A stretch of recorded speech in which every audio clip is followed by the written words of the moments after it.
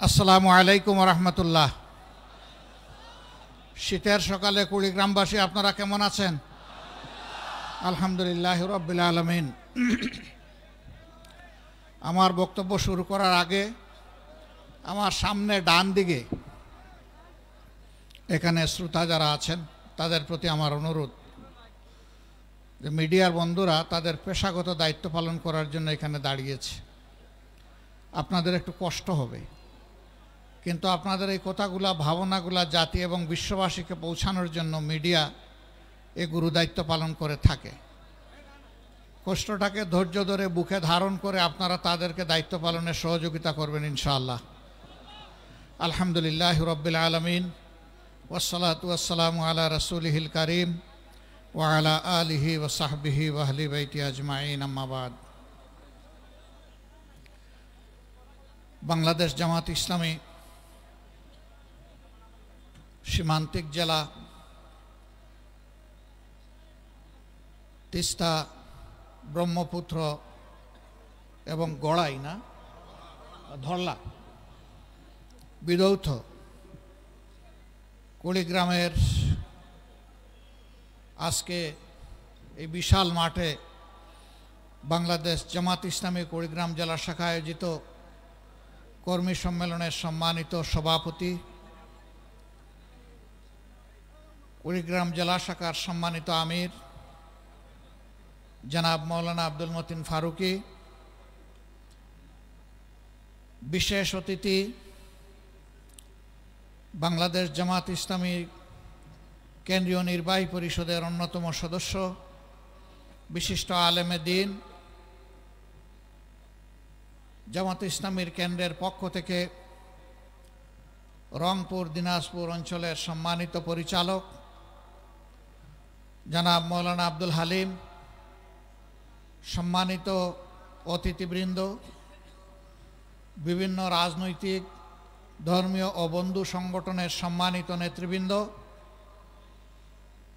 বিভিন্ন ধর্মের সম্মানিত বিশিষ্ট ব্যক্তিবর্গ, নেতৃবৃন্দ, আমার প্রিয় সহকর্মীবৃন্দ এবং সাংবাদিক বন্ধুগণ, আমি আল্লাহ তাআলার শুকরিয়া আদায় করছি ফেলানিয়ার বাসন্তীদের স্মৃতি বিজড়িত কুড়িগ্রামে উন্মুক্ত ময়দানে দুটি কথা বলার জন্য আল্লাহ তাআলা আমাকে আপনাদের সামনে দাঁড়ানোর তৌফিক দান করেছেন। আলহামদুলিল্লাহ রাব্বিল আলামিন। এক বছর আগেও বাংলাদেশের জনগণ, মুক্তিপাগল জনগণ এটা চিন্তাই করতে পারেনি, বরঞ্চ লাখো লাখো মানুষ নির্যাতনের শিকার ছিল। হাজার হাজার আলেম ওলামা, রাজনৈতিক নেতৃবৃন্দ, কর্মী সমর্থক দিয়ে বাংলাদেশের সবগুলা জেলকে ভরে রাখা হয়েছিল। 2006 সালের 28 অক্টোবর লগি বইটার তাণ্ডব চালিয়ে বাংলাদেশের রাজধানী ঢাকায় স্পষ্ট দিবালুকে জিরো পয়েন্টের কাছাকাছি পল্টন ক্রসিংয়ে আল্লাহ তাআলার বান্দা 6 জন নিরীহ মানুষকে সেদিন হত্যা করা হয়েছিল। নিতর দেহের উপর দাঁড়িয়ে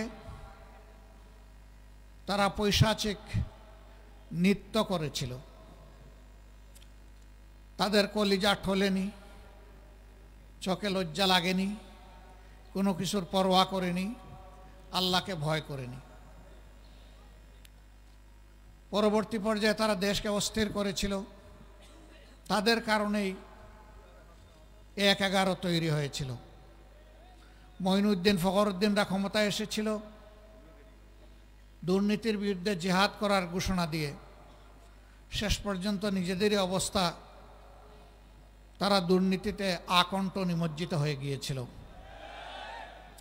মানুষ তাকে ঘৃণা করতে শুরু করলো। তারা তখন বাঁচার জন্য নিরাপদ রাস্তা বা সেফ এক্সিট খুঁজতে থাকলো। 2 জন নেত্রী 2টা জোটের তখন নেতৃত্ব দিচ্ছিলেন। একজনকে তারা জানতে চাইল যদি তার জোট ক্ষমতায় আসে তাহলে তারা যে সমস্ত কীর্তিকাণ্ড করেছে সেগুলা নিয়ে কোনো প্রশ্ন তুলবে কিনা এবং তাদের কাজের বৈধতা দিবে কিনা। তিনি জবাব দিয়েছিলেন, জনগণের ম্যান্ডেটে নির্বাচিত জনপ্রতিনিধিরাই সংসদে সেই ব্যাপারে সিদ্ধান্ত নেবে। আরেকজনের কাছে গিয়ে বলেছিল, আপনি আমাদেরকে কিভাবে দেখবেন? তিনি বলেছিলেন, আমি তোমাদের কোনো বিষয়ে কোনো প্রশ্ন করব না, তোমাদের সব কিছুর বৈধতা দিব, কাদ্দামা ও আখারা, আগে পরে যা করেছে সব কবুল। তারা তাকেই নিরাপদ মনে করে, তার জোটকে বিভিন্ন মেকানিজমের মাধ্যমে কারিগরি করে ইলেকশন ইঞ্জিনিয়ারিং করে তাকে ক্ষমতায় পাঠিয়েছিল। ক্ষমতায় যাওয়ার আগে বহু সুন্দর সুন্দর কথা বলেছিলেন, কিন্তু ক্ষমতায় যাওয়ার পরেই তারা আসল রূপে আবির্ভূত হলেন। 2009 সালের 10 জানুয়ারি তারা শপথ নিলেন, সরকার গঠন করলেন। পরের মাসেই ফেব্রুয়ারি মাসের 25 এবং 26 তারিখ ঢাকার পিলখানায় বিডিআর সদর দপ্তরে নারকীয় হত্যাকাণ্ডের মাধ্যমে বাংলাদেশ সেনাবাহিনীর, দেশপ্রেমিক সেনাবাহিনীর 57 জন দেশপ্রেমিক, চৌকস, মেধাবী, সাহসী সেনা অফিসারকে হত্যা করার মাধ্যমে তাদের ক্ষমতায় এসে হত্যার যাত্রা শুরু করলেন। একের পর এক জাতির উপরে দুর্বহ বোঝা তারা চাপাতে থাকলেন। ক্ষুধার্ত আওয়ামী লীগ জাতির সম্পদ চুরি করা শুরু করলো। সর্বত্র চাঁদাবাজি, লুটপাট, দখলদারি, ঘুষের মাত্রা বাড়িয়ে দিল। তাদের অর্থমন্ত্রী বলল, এটা ঘুষ না, এটা স্পিড মানি। লজ্জা! তাদের শিক্ষামন্ত্রী বলল, আমার মন্ত্রণালয়ে তোমরা ঘুষ খাইও, কিন্তু একটু কমাইয়া খাইও। সেম। এরা শিক্ষিত নাকি আসলে এরা কুশিক্ষিত, আল্লাহ ভালো জানেন।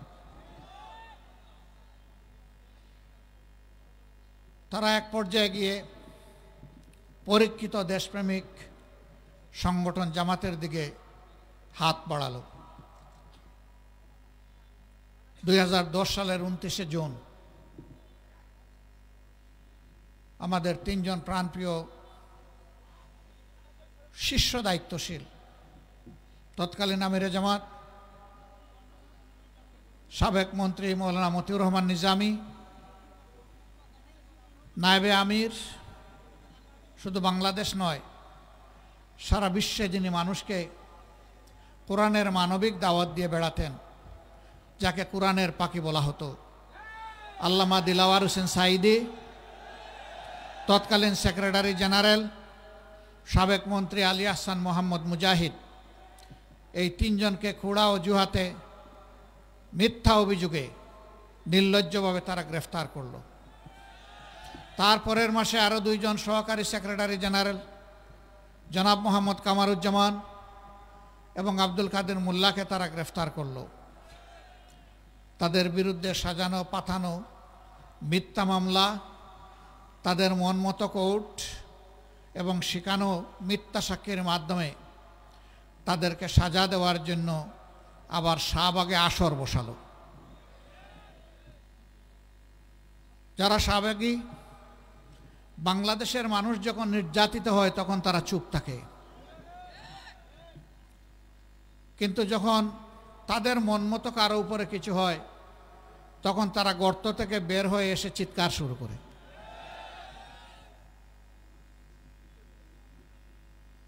সম্মানিত ভাই ও বন্ধুগণ, তারপরের ইতিহাস সবার জানা।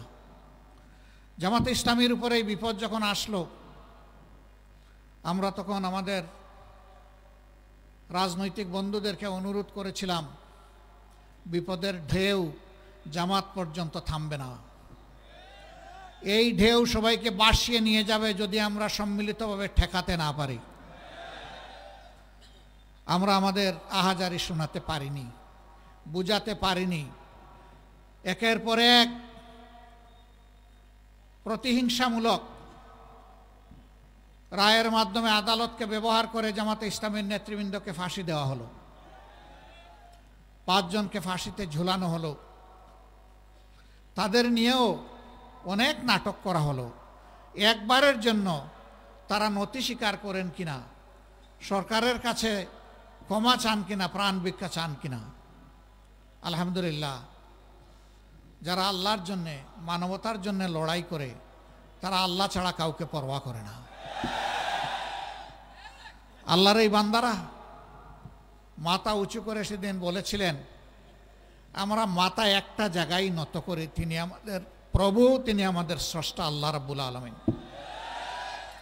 দুনিয়ার আর কোথাও ওই বান্দাদের মাথা নত হবে না। মাথা তারা নত করেননি। তারা কতটা আত্মবিশ্বাসী ছিলেন। শহীদ আমিরে জামাত তার পরিবারের সদস্যদেরকে জিজ্ঞেস করছেন, আমি তো মাওলার মুলাকাতে অল্পক্ষণের মধ্যেই হাজির হব, আমার গায়ের পোশাকটা কেমন হওয়া উচিত? আমি কি লঙ্গি পরব না পাজামা পরব?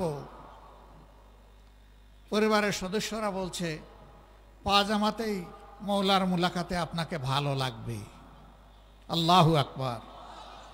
যেমন দায়িত্বশীল তেমন তার পরিবারের সদস্যরা, কালবে সালিম, প্রশান্ত আত্মা। তারা ফাঁসির তক্তার দিকে এগিয়ে চলেছেন পা পা করে। তাদের ঠোঁটও কাঁপেনি, বুকও কাঁপেনি, পাও নড়েনি। কারণ তারা নিশ্চিত ছিলেন অন্য কোনো কারণে নয়, তাদেরকে দিনের কারণে, মানবতার কারণেই হত্যা করা হচ্ছে।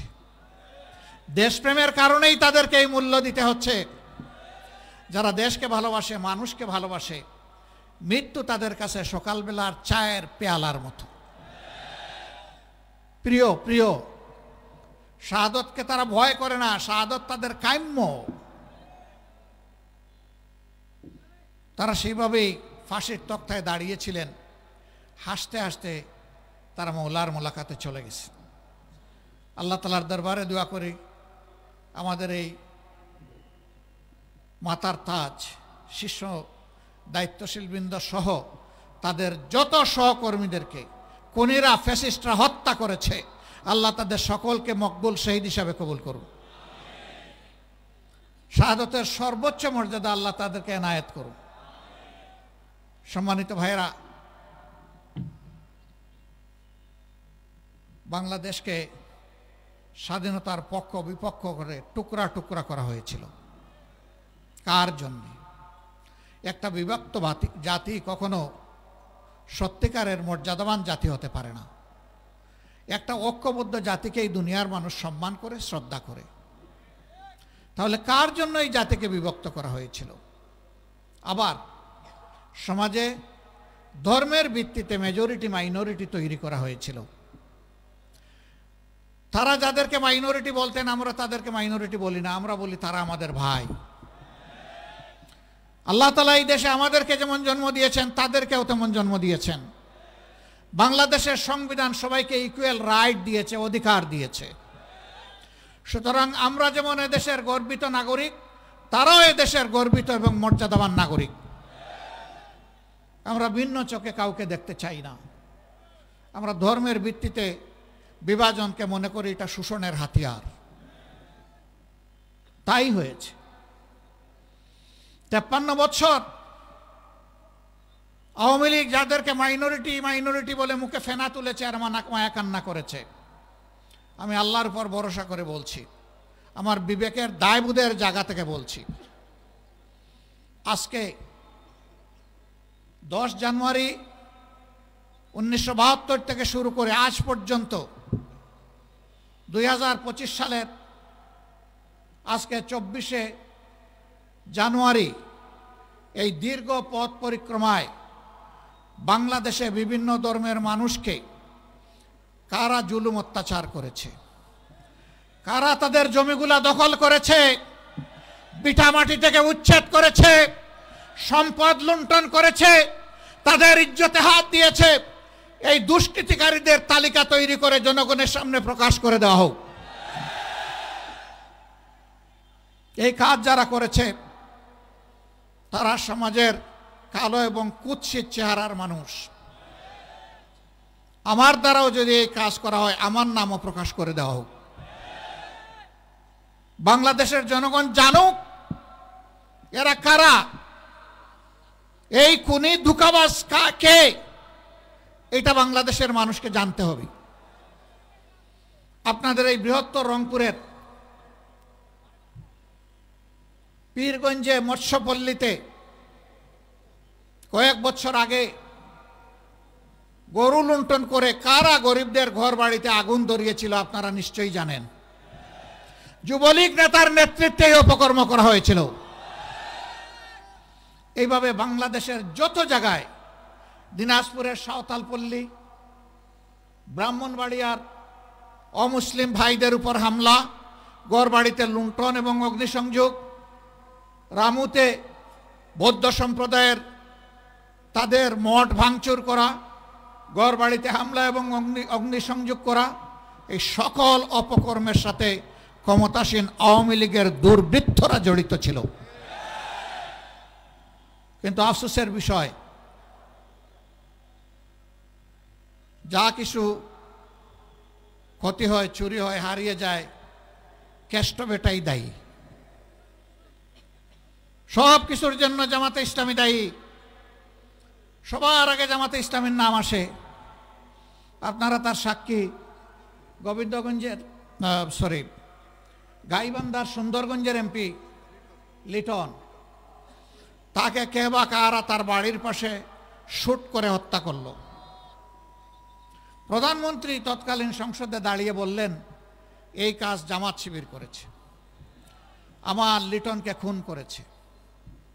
তাণ্ডব চালানো হলো, আমাদের নিরীহ নেতাকর্মীদেরকে গ্রেফতার করে রিমান্ডে নিয়ে শারীরিক, মানসিক, আর্থিক নির্যাতন করা হলো। আমরা বললাম যে এই ধরনের নাপাক কাপুরুষোচিত কাজ আমরা করি না, আমরা করি নাই। তৎকালীন আইজি একই চিৎকার মারলেন। দিন শেষে কি হলো? দিন শেষে দেখা গেল এই কাজের সাথে জামাতে ইসলামীর কোনো ধরনের কোনো সম্পর্ক ছিল না, বরঞ্চ তাদেরই ক্ষমতার পার্টনার একজন সাবেক কর্নেল, ওই সিটে আসনে যিনি সাবেক এমপি ছিলেন, তিনি তার ভবিষ্যৎ রাস্তা পরিষ্কার করার জন্য ঠুস। হত্যাকারী তিনি ছিলেন। আমার সাথে তার কোর্ট গারদে দেখা হয়েছিল। আমি জানতাম না উনি সেই ব্যক্তি। দেখলাম যে অনেক লম্বা চুল রেখেছেন, লাঠি একটা হাতে নিয়েছেন, কিছু ভদ্রলোকের চেহারা, এক কোনায় বসে আছেন, আমি আরেক জায়গায় বসে আছি। ওনাকে জিজ্ঞেস করলাম যে আপনার পরিচয়? তিনি বললেন আমি কর্নেল অমুক। বললাম ঘটনা কি গাইবান্ধার? তিনি বললেন হ্যাঁ। বিচারে প্রমাণ হলো যে তিনি খুনি। মাঝখানে জামাতে ইসলামী, ইসলামী ছাত্র শিবিরের কর্মীদের উপর যে নির্যাতন চালানো হলো, তাদের জীবন থেকে যে মূল্যবান দিনগুলা কেড়ে নিল, তাকে আজ আমাদেরকে ফিরিয়ে দেবে। এই ধরনের প্রত্যেকটা ঘটনায় আমাদেরকে দায়ী করে কথা বলা হয়। আমরা আল্লাহকে ভয় করি। যারা আল্লাহকে ভয় করে তাদের হাতে মানুষের জীবন, সম্পদ এবং ইজ্জত সম্পূর্ণ নিরাপদ। প্রমাণ বর্তমান বাংলাদেশ। 15.5 বছরের দুঃখ, ব্যথা, বেদনা, কষ্ট আমরা বুকে বহন করে বেড়াচ্ছি। কিন্তু 5 আগস্ট জাতি যখন মুক্তি পেল, আমরা বাংলাদেশের প্রিয় জনগণকে, বিশেষভাবে আমাদের সহকর্মীদেরকে আমরা আহ্বান জানালাম, শান্ত থাকুন, ধৈর্য ধরুন, শৃঙ্খলা ফিরিয়ে আনতে নিজ নিজ জায়গা থেকে সর্বোচ্চ অবদান রাখুন। এর আগে আওয়ামী লীগ বলেছিল কোনোদিন যদি ক্ষমতা থেকে তাদেরকে বিদায় নিতে হয়, তাহলে ক্ষমতা থেকে বিদায় নেওয়ার 2 দিনের মাথায় তাদের 5 লক্ষ নেতা কর্মীকে আমরা নাকি খুন করব। আমি জিজ্ঞাসা করি, তাদের নেতৃবৃন্দের দফায় দফায় এই মিথ্যা আতঙ্ক ছড়ানো তা কি বাস্তবায়িত হয়েছে? 5 লক্ষ মানুষ মারা গেছে 5 এবং 6 আগস্ট, 7 আগস্ট, সারা আগস্ট মাস জুড়ে এখন পর্যন্ত যায়নি। কারণ তারা খুনি হতে পারে, কিন্তু বাংলাদেশের মানুষ প্রিয় দেশকে, মানুষকে ভালোবাসে, এই জন্য দায়িত্বশীলতার পরিচয় দিয়েছে। খনিদের মুখে চুনকালি, এখন চিন্তা করলো আমাদেরকে জড়ানো যায় কিভাবে। বিভিন্ন ধর্মীয় সম্প্রদায়ের লোকদেরকে উস্কানি দেয়। আমাদের হিন্দু ধর্মের ভাইদেরকে উস্কানি দিয়েছিল দুর্গাপূজা পরিহার করার জন্য। আমি ধন্যবাদ জানাই সাহসিকতার সাথে যারা উস্কানি দিয়েছিল, তাদের উস্কানি ওদের মুখের উপর ছুড়ে মেরেছে। আমরা তাদেরকে বলেছিলাম আপনাদের ধর্মীয় উপাসনা আপনারা করুন, কিন্তু আমরা পাহারাদার হয়ে কোনো দুর্বৃত্ত এই কাজে যাতে হস্তক্ষেপ করতে না পারে আমরা পাহারাদারের ভূমিকা পালন করব। এটা শুধু জামাতে ইসলামী না, এদেশের দেশপ্রেমিক সমস্ত মানুষ এই দায়িত্ব আঞ্জাম দিয়েছে। বিশেষ করে জাগ্রত মুসলমানরা এই দায়িত্ব পালন করেছে।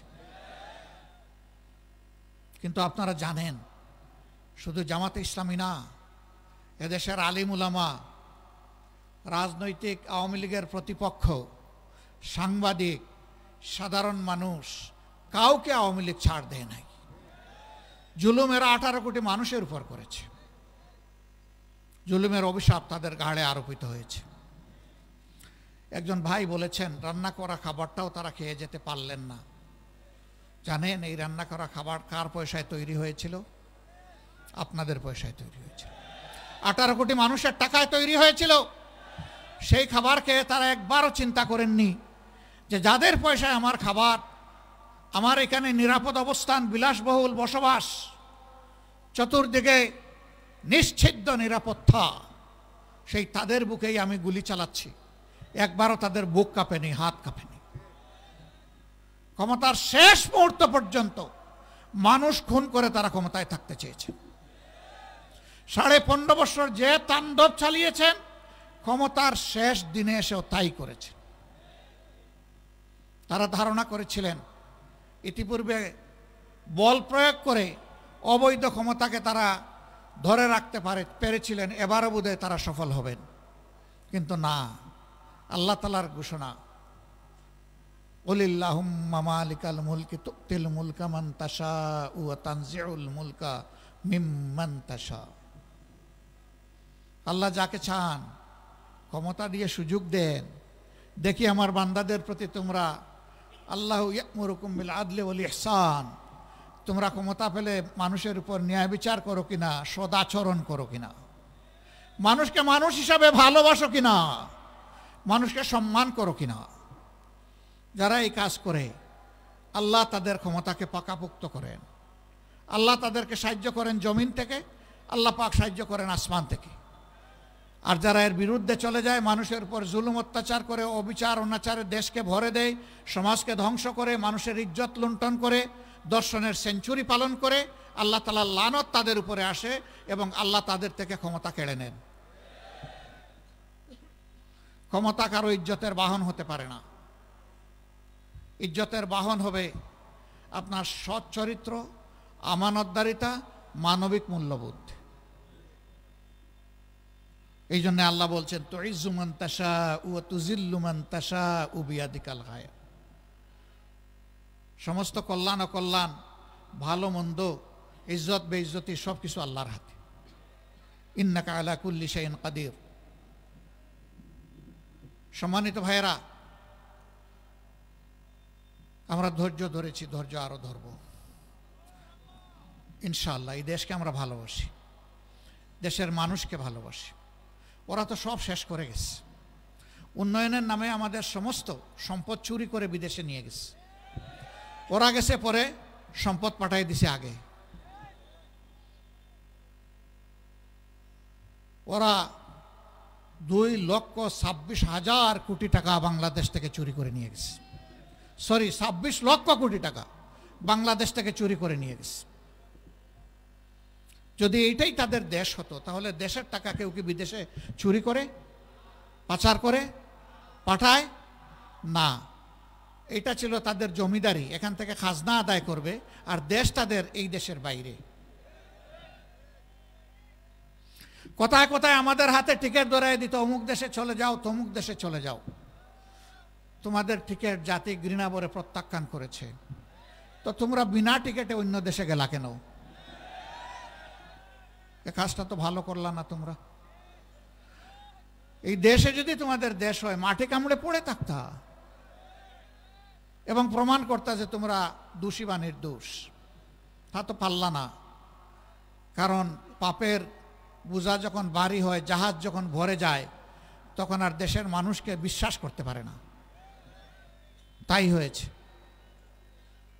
আমরা পিছনকে পিছনেই ফেলে দিতে চাই, এখন জাতি সামনে আগাতে চায়। জাতিকে সামনে আগাতে হলে এই জাতির মধ্যে সীসাডালা প্রাচীরের ঐক্য লাগবে। আমি বিনয়ের সাথে নিপীড়িত, নির্যাতিত 15টা বছর যাদের কর্মীরা, নেতারা জীবন দিয়েছেন, পঙ্গুত্ব বরণ করেছেন, ঘর ছাড়া বাড়ি ছাড়া হয়েছেন, বিভিন্নভাবে কষ্টভোগ করেছেন, অসংখ্য মামলায় দফায় দফায় জেলে গিয়েছেন, রিমান্ডে নিয়ে বেইজ্জত করা হয়েছে, কষ্ট দেওয়া হয়েছে, তাদের কাছে হাত জোড় করে বিনয়ের সাথে অনুরোধ করব, এমন কোনো হঠকারী কাজকলাম আমরা যেন কেউ না করি যার কারণে আমাদের জাতীয় ঐক্য নষ্ট হয়। আমরা যেন কেউ চুরিচামারি না করি, চাঁদাবাজি না করি, দখল বাণিজ্য না করি, ঘুষের ভাগ না বসাই, মামলা বাণিজ্য না করি, এবং ফ্যাসিজম ফিরে আসে, ফ্যাসিস্টকে আমরা যেন কোনো ধরনের আশ্রয় প্রশ্রয় না দিই। আমরা প্রতিহিংসার পক্ষে না, কিন্তু আল্লাহ রসুল মক্কা বিজয়ের সময় মক্কার সমস্ত দুষ্কর্মকারীদেরকে ক্ষমা করে দিয়েছিলেন একটা অপরাধ ছাড়া। তিনি বলেছিলেন আজকে সাধারণ ক্ষমা ঘোষণা করা হলো, কিন্তু যারা নিরীহ মানুষকে খুন করেছে তাদের 10 বা 13 জনের নাম উল্লেখ করে বলেছিলেন এদেরকে যেখানে পাওয়া যাবে ওখানেই খুন করা হবে। খুন কখনো মাফ হয় না। আমরা বাংলাদেশে প্রত্যেকটা খুনের বিচার চাই, শুধু আমাদের নেতৃবৃন্দ না, আমাদের কর্মী না, যত মানুষ খুন করা হয়েছে অন্যায়ভাবে সবার বিচার চাই। বৃহত্তর রংপুরবাসী অনেক কারণেই আপনারা গর্বিত, অথচ আপনারা বঞ্চিত। এই রৌমারের বড়াই বাড়িতে যে যুদ্ধটা আপনারা রাতের অন্ধকারে করে শিক্ষা দিয়েছিলেন, সেই শিক্ষার প্রতিশোধ নেওয়া হয়েছিল বিডিআরের পিলখানায়। কিন্তু আপনাদের গর্বিত ইতিহাস এখনো চকচক করছে। দীর্ঘ 15.5 বছরের ফ্যাসিজমকে বিদায় করতে গিয়ে একটা মানুষ বাংলাদেশের ইতিহাসে নয়, বিশ্বের ইতিহাসে তার সোনালী নামটা লেখা হয়ে গেছে। এই সন্তানটাও বৃহত্তর রংপুরের। এর নাম কি? আবু সাইদ। সে আমাদের এখন বিপ্লবের আইকন, প্রতীক, আমাদের নেতা, আমাদের সিপাহসালার, আমাদের বীর সেনাপতি।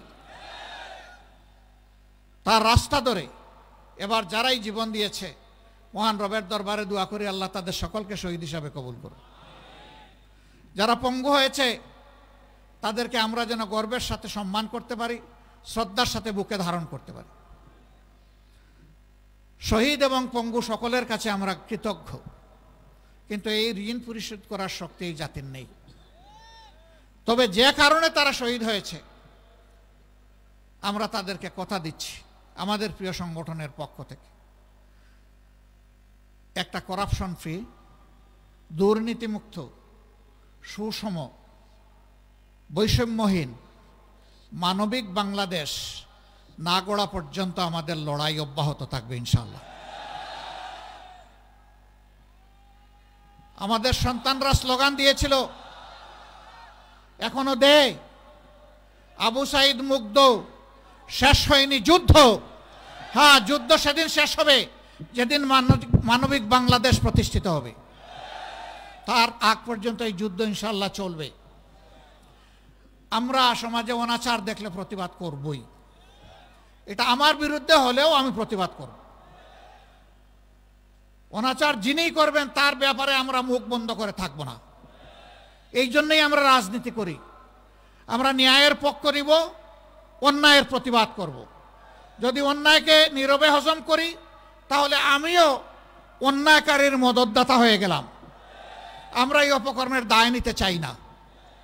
এমনকি আমাদের দলের কেউ যদি কোনো জায়গায় এই সমস্ত অন্যায় অপরাধ করে, আমরা বলবো এদেরকে ধরে দিবেন, ছাড় দিবেন না। আমাদেরকেও খবর দিবেন, প্রশাসনকেও খবর দিবেন। এদের ব্যাপারে আমাদের জিরো টলারেন্স। আপনারা সাক্ষী, আলহামদুলিল্লাহ 5 আগস্ট থেকে শুরু করে আজকে এই জানুয়ারি মাসের 24 তারিখ পর্যন্ত দীর্ঘ 6 মাসের পথ পরিক্রমায় আমাদের লোকেরা চাঁদাবাজি করে নাই, দখল বাণিজ্য করে নাই, মামলা বাণিজ্য করে নাই, শত শত নিরীহ মানুষকে মামলায় ঢুকাইয়া তাদের কাছ থেকে টাকা আদায় করে নাই, ঘুষের ভাগাভাগি করে নাই। আমরা জানি এটা হারাম। আল্লাহ তাআলা এই হারামকে বর্জন করার তৌফিক আজীবন আমাদেরকে দান করুন। এরপরেও নফসের দুকায় শয়তানের ওয়াসওয়াসায় পড়ে যদি কেউ বিপদগামী হয়ে যায়, আমরা তাদেরকে ছাড় দেওয়ার পক্ষে নই। এখানে আমার ধারণা শহীদ পরিবারের সদস্যরা আছেন, এখানে অনেক আহত পঙ্গু ভাই বোনেরা আছেন। আমরা তাদের কাছে আবারও কৃতজ্ঞতা জানাচ্ছি। আমরা শহীদদেরকে কোনো দলীয় সম্পত্তিতে পরিণত করতে চাই না। শহীদরা জাতির শ্রদ্ধার তারকা। তারা মাটিতে নয়, ইনশাল্লাহ আসমানে জ্বলজ্বল করে জ্বলবে। আমাদের আবেগটা তাদের প্রতি এরকমই। আল্লাহ তাআলা এই সম্মানবোধটা এই জাতিকে, এই শহীদদের প্রতি দেওয়ার তৌফিক দান করুন। বিনয়ের সাথে বলবো, সবাইকে বলবো, মেহেরবানি করে শহীদদের আকাঙ্ক্ষার বিপরীতে যায় এমন কাজ কেউ দয়া করে করবেন না। যদি চাঁদাবাজি করেন, দখলদারি করেন, মামলা ঘুষ বাণিজ্য করেন, মানুষের উপর জুলুম করেন, তাহলে শহীদদের আত্মা কষ্ট পাবে। আমাদের শহীদ বন্ধুদের আত্মায় কষ্ট দিবেন না ভাই। বন্ধু দুস্থ, আমাদের এই বিনয়ী আহ্বান আপনাদের কলিজাকে নরম করুক, আমরা দোয়া করি। কিন্তু যদি না করেন, যদি কেউ অপকর্ম অব্যাহত রাখেন, মনে রাখবেন আমাদের লড়াইও অব্যাহত থাকবে ইনশাআল্লাহ। রংপুরবাসী, আমার ভাই মাহবুর রহমান বেলাল বলে গেছেন, ফ্যাসিস্ট সরকার প্রতিহিংসামূলকভাবে যে সমস্ত রাজনৈতিক নেতাদেরকে জেলে পুরেছিল, কর্মীদেরকে জেলে পুরেছিল, এক এক করে সব বের হয়ে গেছেন। কিন্তু আমাদের দুঃখ, আমাদের ভাই, আমাদের নেতা, বাংলাদেশ জামাতে ইসলামীর তৎকালীন ভারপ্রাপ্ত সেক্রেটারি জেনারেল, আপনাদের প্রিয় মানুষ, প্রিয় নেতা আজহারুল ইসলাম ভাই এখনো জেলে। আমরা আইনি লড়াইয়ের মধ্য দিয়ে তাকে মুক্ত করার পক্ষে। আমরা কারো দয়া নিয়ে মুক্ত করতে চাই না, আমরা শুধু আল্লাহর দয়া চাই। কিন্তু আইনের পেশে মেহেরবানি করে আমাদেরকে আর কষ্ট দিবেন না। যদি আইনের পেশে কষ্ট দেন, আমরা বাধ্য হব এই দাবিতে রাস্তায় নামতে। আমরা আদালতকে সম্মান দেখাই আহ্বান জানাবো, মেহেরবানি করে এই মজলুম মানুষটিকে অনতিবিলম্বে ন্যায় বিচারের মাধ্যমে আপনারা মুক্ত করে দেন। যদি মিনিমাম ন্যায় বিচার আমরা পাই, ইনশাআল্লাহ ইজ্জতের সাথে তিনি মুক্ত হয়ে আমাদের বুকে ফিরে আসবেন, রংপুরবাসীর বুকে ফিরে আসবেন ইনশাআল্লাহ। বাংলাদেশে নতুন ইতিহাস রচনা হবে ইনশাআল্লাহ। এই কুড়িগ্রাম বহু দিক থেকে বঞ্চিত। এখানে একটা কৃষি বিশ্ববিদ্যালয় হয়েছে, ঘোষণা হয়েছে, তার কঙ্কাল আছে, গুস্তও নাই, চামড়াও নাই,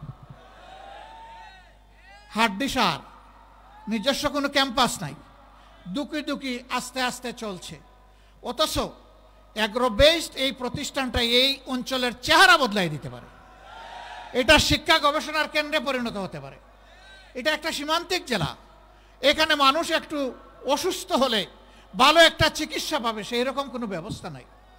আজকে বহু জেলায়, একই জেলায় ইউনিভার্সিটি, একই জেলায় কৃষি বিশ্ববিদ্যালয়, একই জেলায় মেডিকেল কলেজ, একই জেলায় ইঞ্জিনিয়ারিং ইউনিভার্সিটি, একই জেলায় সব কিছু আছে, আরেক জেলায় কিছুই নাই। এটা কোন ধরনের ইনসাফ?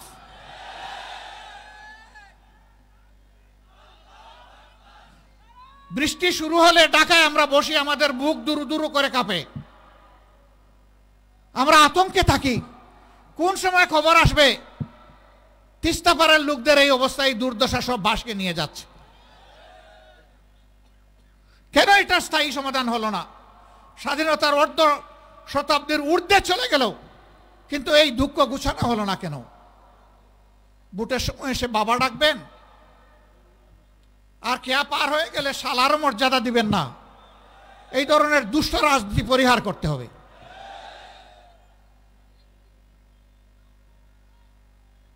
এখানে তিস্তা প্রকল্প মহাপরিকল্পনা বাস্তবায়ন হওয়ার কথা, কার ইঙ্গিতে ইশারা এটা এখনো বন্ধ হয়ে আছে?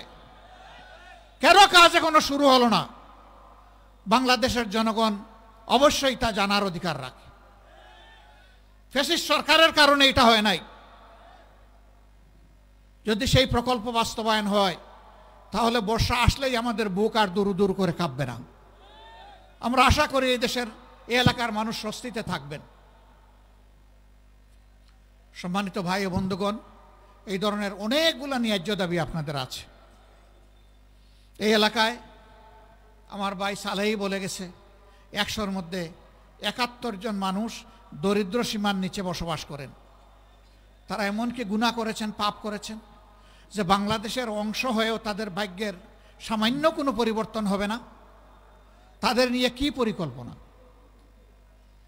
আমরা পরিষ্কার বলতে চাই, আল্লাহ যদি আপনাদের ভালোবাসা শিখতে হয়ে, দেশবাসীর ভালোবাসা শিখতে হয়ে আমাদের উপর মেহেরবানি করেন, আর যদি এই দেশের খেদমতের দায়িত্ব দেন, ইনশাআল্লাহ তাআলা আজিম প্রেসিডেন্ট প্রধানমন্ত্রীর মুখ দেখে কোনো এলাকার উন্নয়ন হবে না।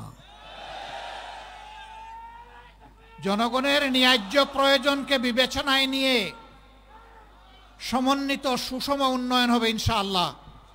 সম্পদ যা আল্লাহ দিবেন তার সদ্ব্যবহার হবে সততা এবং ইনসাফের ভিত্তিতে। যে এলাকাগুলো এগিয়ে গিয়েছে সেই এলাকাগুলোকে একদিকে রাখা হবে, আর যে এলাকাগুলো পিছিয়ে পড়েছে তাদেরকে অগ্রাধিকার ভিত্তিতে সামনে নিয়ে আসা হবে ইনশাআল্লাহ। এটা ইনসাফের দাবি, এটাই হতে হবে। বরঞ্চ দীর্ঘদিন তাদেরকে যে বঞ্চিত করা হয়েছে, এটার মাসুল হিসাবে এখানে আরো বাড়তি কিছু করা প্রয়োজন হবে। আপনারা আমাদের জন্য দোয়া করবেন। ন্যায়ের পথে, ইনসাফ কায়েমের পথে আমাদেরকে যতদিন পাবেন আমাদেরকে একটু ভালোবাসবেন, দোয়া করবেন, সাহায্য করবেন, ভুল করলে সমালোচনা করবেন। সত্যের পথে, দেশ গড়ার পথে আপনারা ইনশাআল্লাহ পাশে থাকবেন। আপনাদের বুকের বিছানায় আমাদের জন্য একটু জায়গা করে দেবেন। পারবেন তো আপনারা? এই দাওয়াত নিয়ে ঘরে ঘরে পৌঁছে যেতে হবে। ইনসাফের দাওয়াত, সাম্যের দাওয়াত, মানবিকতার দাওয়াত, দুর্নীতিমুক্ত সমাজ গড়ার দাওয়াত, কোরআনের আইন কায়েমের দাওয়াত। আসুন সেই দাওয়াত বুকে নিয়ে আমরা কুড়িগ্রামের প্রত্যেকটা ঘরে ঘরে ছড়িয়ে পড়ি।